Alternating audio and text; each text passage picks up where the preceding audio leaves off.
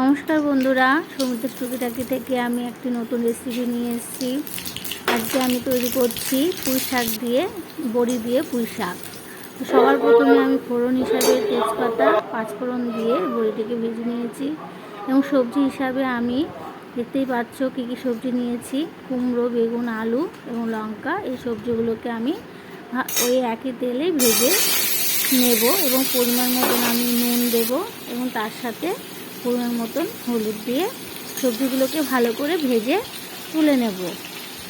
এবং তুলে নেব না, মানে আদা দিয়ে ভাজবো। ভাজা যখন হয়ে যাবে অর্ধেক, তখন পুঁই শাকটাকে দিয়ে আমি ছেড়ে দেব এবং নেভা আজে ওটাকে ভেজে ভালো করে করব।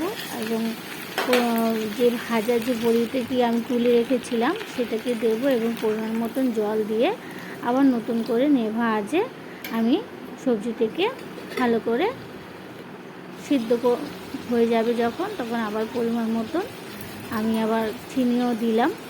চিনি দিয়ে সবজিটিকে ভালো করে কষিয়ে নেব।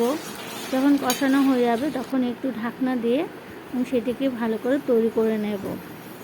দেখতেই পাচ্ছ আমার বড়ি দিয়ে পুঁই শাক তৈরি হয়ে গেছে। তো বন্ধুরা, তোমাদের কেমন লাগছে এই রেসিপিগুলো আমাকে কমেন্টে জানাবে এবং একটি লাইক করবে আর একটি সাবস্ক্রাইব করে দেবে। টাটা।